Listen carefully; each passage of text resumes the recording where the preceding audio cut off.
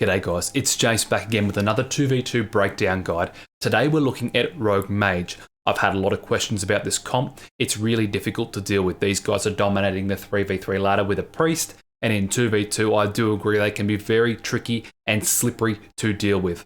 As per usual, I'm going to go over what I'm thinking, what I'm doing, and what I'm trying to achieve. I'll also point out any particular misplays that I come across as we go through the video.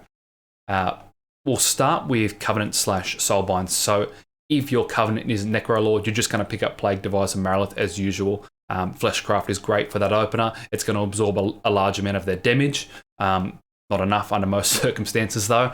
If you are Kyrian, you want to look at Mechanicos. The reason that I picked Mechanicos as Kyrian is I get the auto proc file at 35%. So if I'm stunned by that rogue and I hit 35%, the file's just going to go off and heal me. Similarly, if I hit 35%, this Sparkling Drift Globe is going to go off and stun everybody around me. It's great for if the rogue has you in a bomb. You're going, oh crap, I don't have a trinket. My healer doesn't have a trinket. It's going to explode and it's going to stop that rogue right then and there. As for your talent choices, I think that these are quite static into Rogue Mage. I'll be swapping out Sharpened Blade in a second, but you want to pick up War Banner all the time. You want Disarm. We talked about it in a previous video, but I'll just go over it again very briefly. When a rogue is disarmed, they can't use a lot of their stun tools. So you can really shut them down and you can decide when they go and you can delay their go and things like that. War Banner is pretty explanatory.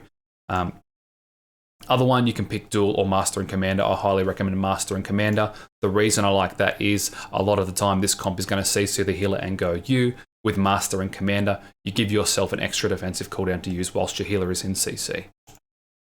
Okay. When you're in the starting room too, generally I'm on comms when I'm playing twos with my main healer, Relucted, and we talk about who's going to trinket first. It's always going to be me. We don't want his trinket to go off first. We want to save that for trinket and link, specifically for trinket and link. As you're going into the map, you want to watch the positioning of the mage to kind of give away where they're positioned. You want to kind of get a gauge of how long it's going to take them to get from their starting gate to where you are, and you want to do that because the aim when you get out here is to anticipate that Dragon's Breath and Blade Storm it. Another point too that I want to point out before we get into it, you always want to start in defensive stance. Never start in battle stance against this comp. There is a high chance you will lose if you do because you're going to take 20% increased damage. All right, so we push out here. I'm trying to calculate at the moment where this mage might be. When you're trying to Blade Storm the DB, the two factors that'll help is how far is the mage away from me as he goes into Invis, and when does the sap come out on my healer? The sap's the bigger giveaway. As soon as the sap comes out, you want to utilize Blade Storm to try and get away with the DB. We don't get it here. A lot of rogue mages are catching onto the fact that warriors will just Blade Storm if the healer gets sapped. So just be careful with that as well. We've talked about who's going to trinket first. I see cooldowns come out. We see the Kyrian rogue ability and Shadow Dance. I'm a little bit worried here. I trinket. I probably should have waited for Bust to do that, to be honest, but I get that fear instantly. Our goal here, well, mine and Relucted's goal here is to trinket, stop the go, fear them both. The mage is then going to go into a hex, and I'm going to do my go onto the rogue. So he's feared. I start walking after the rogue. What I'm doing at the moment, I don't want to go until he's out of that sap because I want him to get the CC on the mage, which would be ideal for me. If I were to just pop all my cooldowns and go, he's going to come out of CC and it's just not going to work as effectively. So now I know that Relucted's coming out. The Poly's coming out. I don't think he's going to have enough time to ground that. So he's going to cop a Poly as well. So not a set of ideal circumstances here. The mage now has free range to try and stop me, but keep in mind too that generally what will happen is that mage is going to get hexed. So I start popping everything. I want to disrupt their go. I want to disrupt what they're trying to do by just popping all my cooldowns and making them back the fuck off. He cloaks that.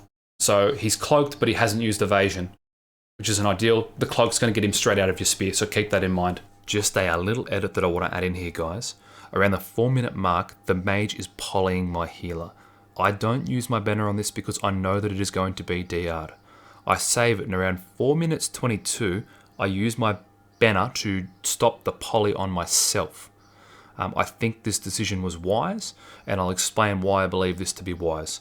So it's going to, one, stop the mage from CCing me throughout my cooldowns, and in addition to that, stop the rogue from following up CC on Relucted. So it's going to save me from CC and can currently stop them having a go on Relucted because I am going to be free to peel for him. So I'm on stun DR as you can see, and now they cannot re-poly me as it's not going to be long enough to secure the kill for them. If I had have been it earlier to stop the CC on Relucted, I'd have left myself open to a full chain of CC and then have had ample time to do a go on Relucted and could have possibly killed him, or at a minimum got his trinket from him. So it was a wise decision for me to save that. So you really need to be calculated about when you're using these defensive or disruptive tools to stop CC on yourself and on your teammates. It's like a game of chess. You need to consider, if you use that right now, what is going to happen in a few moves' time. All right, they've run over to Relucted. And what I want to do here, I've Bladestorm because I see the poly coming from the Mage there. We immune that. We want to, where are we? Okay, we're going to intervene Relucted here. So he gets the intervene. He has evasion up, so I can't disarm him to stop this go. Keep in mind, too, here, they have not used Combustion yet. I'm back into D stance here because I anticipate that I'm now going to be in trouble in a minute. He attempts to ring. Blinks, poly. Okay, bust comes out. They made a bit of a misplay here by not CCing me on the bust because that comes out and I just immediately parry. So alongside my defensive stance, which is already absorbing 20% of the damage dealt, I'm now using parry and I'm going to absorb an extra 30%. So 50% in total. He's not going to kill me here. So I'm just trading with him. He goes to poly. That's a horrible juke on my part. He got me good there. All right, I bolt him. He's got 4 seconds left on the bust. I trade the bolt so that I can end out that bust there and I can start to get a bit of counter pressure against them. You'll see here that my healer is currently in blind. So he's going to block and he's going to go offensive there. Oh, we skipped ahead. Okay, around here. So there's that bust. There's that parry. I'm in D stance. He goes to poly. I get juked like a fucking moron. Okay, so my healer's blinded. So he's going to instantly block because he wants to go offensive and make use of that blind. I know what has happened. I know that block was offensive and I know that my healer's blinded. I need to get out of there, man. I'm booking it. So I leap out and I stand behind the pillar. Just another little important edit here, guys. Part of the reason that leap was also required was the fact that I was in battle stance. You need to get away and get back into defensive stance ASAP. You can see that I was locked in battle for another 2 to 3 seconds. So it was imperative that I got out and got in D, or for the same reason as I discussed earlier, it's likely I would have either died or cost Relucted his trinket. This likely saved his trinket, and you can see there in the clip that I'm off stun DR and Shadow Blades is off CD. They could have gone me, they could have bombed me, and they likely would have killed me there. If the rogue were to open on me, I don't want them both hitting me. So my healer gets sapped out of the blind, which isn't ideal. They do a go on me, but all they've got now is Blades and Kieran ability.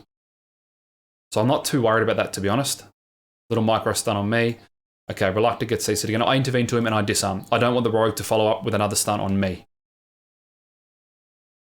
Trying to get some pressure on the Mage. Because the rogue had just stunned Relucted, I don't want the Mage to try and CC him out, so I get on the Mage to stop that.